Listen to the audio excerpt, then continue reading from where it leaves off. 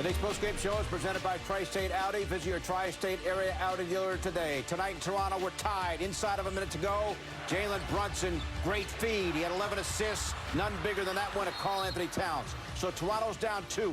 R.J. Barrett, who had 30, traded for OG Anunoby, and Anunoby says, get it out of here.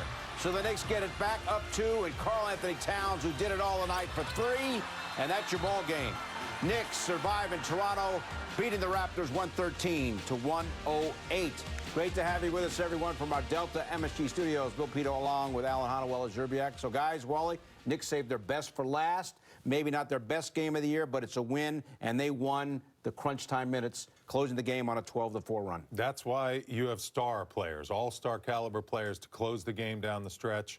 R.J. Barrett was phenomenal for 45 minutes, but down the stretch, you knew the Raptors were going to struggle, especially without Scotty Barnes, who's their point guard and facilitator out there on the floor to generate good shots and good offense. It's exactly what happened. Karl-Anthony Towns closed the door. Jalen Brunson closed the door. Mikal Bridges, we have to recognize how great he was tonight. Huge threes that he made when the Knicks needed some timely shots. This was one of his best games as a Knick. And the Knicks looked like they needed a battery pack, right? You could just feel like this game, like it just, every time they had a possession that was a positive one, there'd be another negative one, and the legs just did not look like they were there. But as Wally said, when you have star players, when you have a veteran team like this, you hang around in a game and you wait and say, all right, if we just stay in this thing, last 5 minutes we can take over. Like the last couple of plays we can take over if you let us stay in it.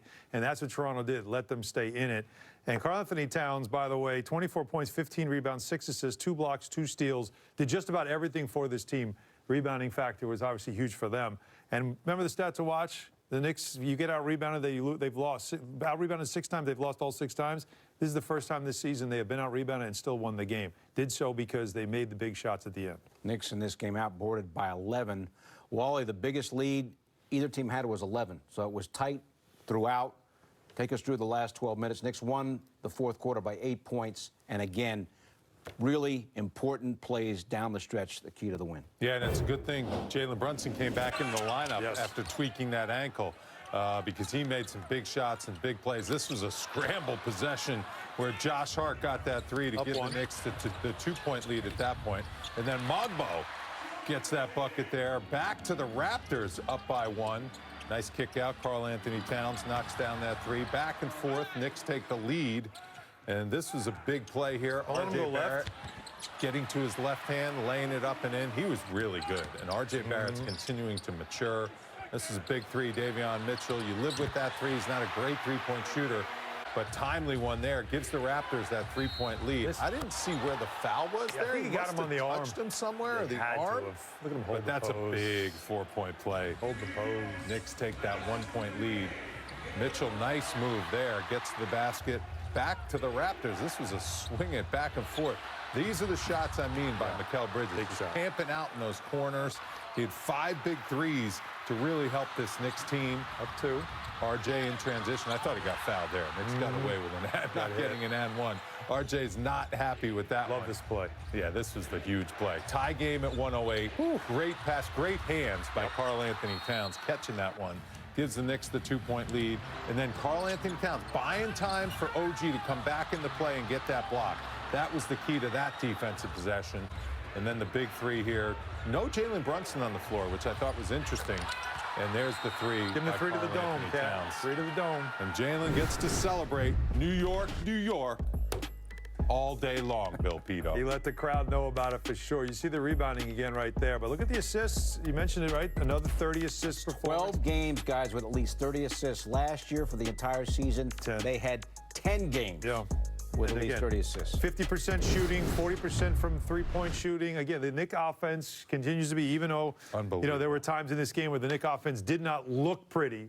But it's amazing at the end of the game, when you look at the box score, there they are at 50 and 40. And the biggest issue they've been having is the last 2 games, they haven't made any free throws. Like, they've really struggled from the line. But like night after night, it just feels like they get to 50, they get to 40 from 3. And it's the defense that, I'm sure if you're Tom Thibodeau, if you can ever figure out this defense and get this defense on point, just where this team can go, that end of the floor has been the one thing that kind of holds them back. Second straight game, the Knicks struggle at the line. Only 12 of 19 from the line tonight, and they struggled against Detroit the other night. Alan touched on it. Karl-Anthony Towns did it all tonight. He did. And not having him in the box lineup was a big difference against Detroit. You could see Detroit heard he wasn't in the game, and they went after the Knicks, especially in the first quarter. But he just anchors that defense in so many important ways. And his shooting, like, it's just such a sweet stroke to watch him, you know, light it up from deep. And, you know, he had a tough matchup tonight, too, in Jakob Poeltl, who played very well.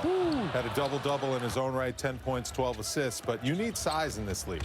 You need a legitimate 7-footer. That's why the Knicks went out and got Karl-Anthony Towns. And I like the way the Knicks are now mixing up the way they're using him as a pick-and-pop big sometimes, and also sometimes rolling to the basket and getting those easy layups from Jalen Brunson. The passing was there. Early on, he was dropping dimes to guys like Bridges and Anunoby. That's the play where he stepped on a foot and still ended up finishing.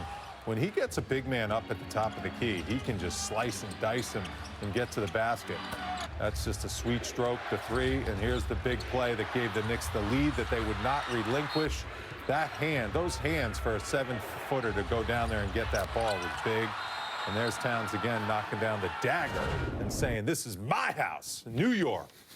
Living it up there north of the border. And he hasn't, as you Take that L with you. He mentioned to the guys he hasn't won in a while up in Toronto, so it meant something to him, talking to people in the crowd. But I also love the fact, again, he and Carmelo Anthony have a relationship. And after making that three, that was the closer, that three. He did the three to the dome, like as an homage to Melo. But, you know, again, not pretty, but they found a way to grind this thing out. And Karl-Anthony Towns, once again, fingerprints all over the box score. All right, Monica McNutt in Toronto helped call the game on ESPN New York, the radio broadcast. Monica, as always, we appreciate your insight here. What do you think of the win? Okay, I have a question because Tyler, Pat, and I, my radio team, we're going back and forth on this, y'all. So I need y'all's input. Was this a revenge game from our former friend and teammate, RJ Barrett, or was it standard to what he's been doing here at home this season as a Raptor? Mind you, his home splits are 28 points, 7 rebounds, 5 assists. He put up 30 points, 8 rebounds, 4 assists. What do y'all say? So I want to make this point, and Alan made the point off the air. They're down 2. He's got the ball, and Anunoby came up with the rejection. So Great point. And Anunoby's first game back in Toronto, in the game, playing in the game. So think about that also. It seemed to me... But he outplayed Anunoby. Let's just keep it real. What I was going to say is it seemed to me... RJ Barrett completely outplayed him. Yeah, the game was on the line. But the question was revenge game. And Monica... Or standard. Yeah, Monica, I think it's a little of both. And I'm telling you, the last minute or so, you saw him determined to want to win the game. So there was a revenge factor in there. Made a big layup to tie it, said something to the bench, and then tunnel vision on that last possession got bottled up, and obviously the Knicks made the defensive play. That's where I think the revenge factor came in when it was winning time. So I will actually give you that, Harm, because I said to Tyler early in the ball game that there was a familiar look in RJ Barrett's eyes. But ultimately, I'm with you in terms of the defense for this Knicks squad being able to stand up. And that you have to give credit to OG Anunoby. Down the stretch, and we kept talking about it on the radio broadcast, we knew that this offense was going to be fine. Although Jalen Brunson and Karl-Anthony Towns hit huge threes. But it was like, okay, the defense has to create some separation. And it came quietly over that last 3 minutes where they managed to hold the Raptors to just 4 points. So ultimately, defense wins, and kudos to Barrett. He had a terrific game. Monica, what are your thoughts on the pick and roll between Karl-Anthony Towns and Jalen Brunson just closing it out this game and taking care of business? The last shot, Wally, the last shot that Karl-Anthony Towns hit, like, sums it all up for me. And I thought there were other points. I want to say it was probably maybe 3 possessions prior to that 3. It might have been less, where Davion Mitchell was actually guarding. Yeah, when Davion Mitchell was guarding Karl-Anthony Towns at the top, and he found Jalen Brunson for what was the and-one three-point play that also helped to create the momentum down the stretch for this team. I thought they did a terrific job. But we know that is one of the most formidable combinations in the league when you talk about pick and roll because of the ability of Karl-Anthony Towns to stretch the floor and Jalen Brunson to make reads. I will also add to that, the way that these guys can cut off of them adds even another layer to the space that the two of them can create. And Monica, we always talk about splits, right? Home and road, and who shoots well and who doesn't and all that stuff. And Mikal Bridges is coming off a great homestand for him personally, shooting the ball well, scoring over 20 a game. And he goes on the road, and you wonder, okay, let's see if this keeps up. Well, it certainly did. 5 of 8 from downtown, got over 20 points again, 23 points in this one, and made a big shot down the stretch certainly as well. What are you seeing from him that he's maybe starting to figure out offensively? Well, I thought the release point looked good tonight just from where we were sitting courtside. But we actually asked him about this because I didn't want to guess. And it was Tyler's first question. And he said, my teammates. He's like, well, first he was disappointed that he missed the walk-up three-pointer that he didn't miss, or that he did miss. But he said, it's my teammates. They give me confidence. I know that I'm in the lab putting the time into my game that is necessary, but my teammates continue to give me confidence. To that end, though, Han, we also asked him about that stretch, that 3-minute stretch to close the game. And he said, guys, that this defense is so heavily dependent on this team communicating. He even added, we get along so well off the floor when we asked him about this being the healthiest version of the team that we've seen to this point this season. Of course, we're waiting on Mitchell Robinson. He's like, we get along so well off the floor that it's frustrating when we don't communicate the way that we know that we're capable of on the defensive end. And he said that's what you saw in the last 3 minutes, a team that was focused and communicating, and they did a great job of helping one another. So all of those things together, I think, give you the productivity of Mikal Bridges tonight on the road. All right, Monica, do me a favor. Just turn around, and I need you when we're done here to go out there and show these people how to shoot a basketball. You were a great shooter at Georgetown. This is very difficult to watch. Like, I need you to get back there and start teach some Monica, you lost the horse game when we played horse. You know what, Pito? First of all, I knew you was going to bring that up. Pito, if you don't stop bringing up how I fared and talk about how you fared in that horse game, okay? let's redirect. Well, and I don't know about shooting these high heels. I didn't get invited to that horse game. Well, you know why you didn't get invited. Behind you, there's some shooting going on that needs to be corrected, so please take care of this business for us. My terrific stage director, Eddie, was going to save me from some bricks, I understand. So we're going to let these people have their fun. Monica, just don't forget your passport on the way back. Okay? Honestly, Tyler's going to make sure that I don't miss any buses. He's a great teammate. We've all grown. All right. Have a great trip home. We'll see you soon. All right.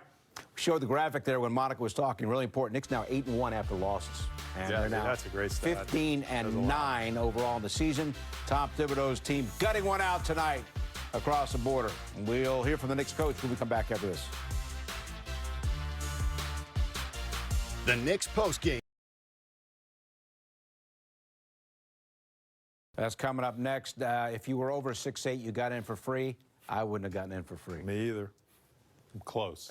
I got to wear high shoes. I would have had platforms. I would have need major platforms. Guys, how about OG Anunoby blocking R.J. Barrett down the stretch with Toronto trying to tie the game? Anunoby against his former team. Here he is with his post-game reaction. Well, we have a great team, very talented top to bottom. I love it. We have a great team. We were asking Tibbs earlier about how that trade changed the dynamic on this team. How do you feel it changed the Knicks? I don't know. I think I just try to play hard. I think us just try to play hard and just impact the game the best we can. OG, was tonight one of those nights where it's just a grinded-out type of game where find a way to win for you guys? No, definitely, yeah. The Raptors play hard. They move the ball well, and they're very aggressive, so definitely one of those nights. Last season you were injured when the Knicks returned to Toronto. What did it mean to come back to Toronto and play tonight against your former team? Come back and play. You know, I played a lot of home games here, so it's weird being on the other side, but it was awesome to be back. Go ahead. I would say RJ is so good at getting back to that left hand, and he was pretty successful today. You finally got him in that final minute. Is that something you're hunting all game long, kind of timing? Just the personnel, who's in the game, where we're setting the screen, and just trying to be aggressive, pursue the ball. And an open key block on R.J. Barrett, giving the Knicks something to dance about. They're now 10-3 in their last 13 games. We're back after this.